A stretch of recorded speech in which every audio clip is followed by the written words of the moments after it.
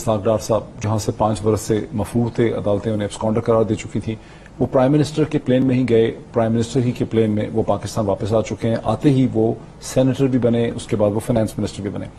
ایک عام انڈرسٹینڈنگ یہ ہے کہ ان کو اس لیے لایا گیا ہے کہ وہ آپٹکس کو امپروو کریں گے،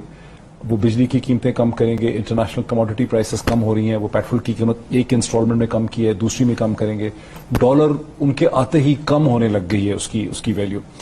اور اس کے بعد آپ کا جو سارا آرگومنٹ تھا کہ الیکشن اس لیے ہونے چاہیے کہ پاکستان کی اکانومی برے حالات میں، اس آرگومنٹ کو ختم کرنے کی کوشش کی جا رہی ہے، بیکاز آپ نے جلسے آفٹر جلسہ یہ کہا ہے کہ مجھے خود اتنی پریشانی نہیں ہے، میری پاپولیرٹی میں اضافہ ہو رہا ہے، لیکن پاکستان کی معیشت جو ہے وہ افورڈ نہیں کرتی، تو وہ پاکستان کی معیشت کو ٹھیک کرنے کے لیے آئے اور آپ کا بیانیہ کمزور کرنے کے لیے آئے۔ دیکھیں موہت، پہلے تو صرف اسحاق ڈار، مریم، نواز شریف، ان 3 کے اوپر میں بات کرتا ہوں، کیونکہ ایک تو جو NRO ہے وہ جس طرح میں نے شروع میں کہا سارے اب بچ گئے، انہوں نے قانون ہی ایسے بنا دیے جو میرے پہ سارا پریشر تھا۔ جب فیٹف کا بل پاس ہونے لگا تو میرے اوپر انہوں نے پورا پریشر ڈالا کہ ان کو NRO دے دو، نیب کے یہی امینڈمنٹس کر دو۔ ان ایگزیکٹلی یہی امینڈمنٹس مانگتے تھے، تقریباً یہی تھی، 38 شکوں میں سے 34 امینڈمنٹس تھی۔ بیسکلی ہر امینڈمنٹ میں ان میں سے کوئی نہ کوئی بچ جاتا ہے، یعنی آپ اگر دیکھیں نا تو ٹیلر میڈ امینڈمنٹس ہیں۔ ہم نے سپریم کورٹ میں کیس بھی کیا اور میں امید رکھتا ہوں کہ سپریم کورٹ میں کیس سنا جائے گا، بیکاز پاکستان کا جسٹس سسٹم تباہ ہو جائے گا اگر انہوں نے یہ نیب میں امینڈمنٹس چلنے دی۔ میرے خیال میں پاکستان کے اندر آپ لائسنس دے رہے ہیں وائٹ کالر کرائم کو، طاقتور یہاں چوری کرے گا، اس کے پاس پیسہ باہر بھیجنے کو ہوگا، آپ اسے پکڑ ہی نہیں سکتے جو ہو گیا۔ اچھا، اب میں اسحاق ڈار یہ باہر کیوں بھاگا تھا؟ اس کے پاس 2012 میں کوئی 80-90 لاکھ روپے اس نے ٹوٹل اپنی ویلتھ دکھائی، اور 2017 میں جب نیب نے بلایا تو اس کا 80 کروڑ ہو گیا یا 90 کروڑ ہو گیا، 80-90 کروڑ ہو گیا، ہاں 100 گنا زیادہ۔ ہاں، اب انہوں نے سوال پوچھا کہ پیسہ آیا کدھر سے، ادھر سے یہ بھاگ گیا، کیونکہ یہ جواب دے ہی نہیں سکتا تھا، کوئی بھی ان میں سے جواب نہیں دے سکتے۔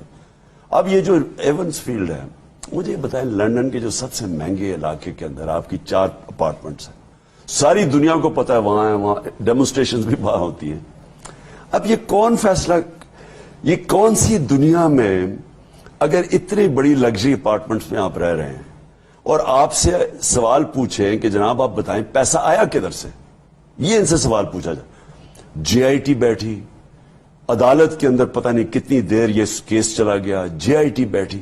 ایک دفعہ انہوں نے جھوٹ پہ جھوٹ بولتے گئے کہ پہلے یہ ہیں جی ذرائع، وہ اسمبلی میں کہا وہ جھوٹ نکلا، پھر قطری کھاتا ہے وہ جھوٹ، وچ ہنٹ تھا سارا۔ نہیں میں اچھا تو یہ ثابت کر دینا، میرا بھی فلیٹ تھا، مجھے بھی عدالت میں لے کے گئے، انہوں نے میرے سے پوچھا، جج نے پوچھا، حالانکہ میں تو پبلک آفس ہولڈر نہیں تھا، یہ تو پرائم منسٹر تھا جب اپارٹمنٹ خریدی ہیں، میں تو کرکٹر تھا انٹرنیشنل، میں تو پاکستان کا ٹیکس ریزیڈنٹ ہی نہیں تھا، کیونکہ 6 مہینے میں انگلینڈ میں کھیلتا تھا کرکٹ، پروفیشنل کاؤنٹی کرکٹ کھیلتا تھا، اور باقی پاکستان کے لیے ٹور کرتا تھا، میرے تو 6 مہینے ہی پاکستان پورے نہیں ہوتے تھے، تو میں تو ٹیکس ریزیڈنٹ نہیں۔ اس کے باوجود ایک سوال کا میں نے جواب دیا اور میں نے بتایا کہ میرے پاس کدھر سے پیسے،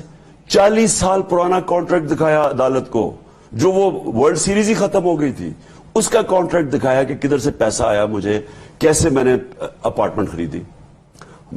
ان کو پرائم منسٹر ہوتے ہوئے، اچھا میں پاکستان پیسہ لے کے آ رہا ہوں، وہ بیچ کے پیسہ پاکستان لے کے آ رہا ہوں، منی ٹریل دکھا رہا ہوں عدالت کو۔ انہوں نے یہاں سے پیسہ وہاں باہر لے کے گئے، وہاں تو ان کی بزنس ہی نہیں تھی، ابھی تک یہ نہیں بتا سکے کہ پیسہ آیا کدھر سے۔ کبھی کہتے ہیں جی وہ نانا کا اور وہ قطری کا، اس کا باپ تھا، وہ دونوں مر گئے ہیں۔ میاں شریف صاحب وہ کہتے ہیں انہوں نے خریدے ہوں گے، ہاں وہ کہتی ہے، اچھا تو میاں شریف کے ٹیکس ریٹرن میں ان کے دیکھ لیں انہوں نے کتنا ٹیکس دیا، تو یہ کہیں بھی یہ بتا نہیں سکتے کہ پیسہ کدھر سے آیا۔ اب جب آپ نہیں بتا سکتے تو اصولاً تو اس کے اوپر آپ کو یہی سزا ہو جانی چاہیے، کیونکہ مجھے تصور کریں کہ کسی بھی ملک کا پرائم منسٹر، ڈیموکریسیز کی بات کروں، وہ اپنے ملک سے باہر اربوں روپے کی پراپرٹیز لے لیتا ہے اور اس کے بتا نہیں سکتا، اس کے پاس کوئی لیگل طریقہ نہیں وہ خریدے گا،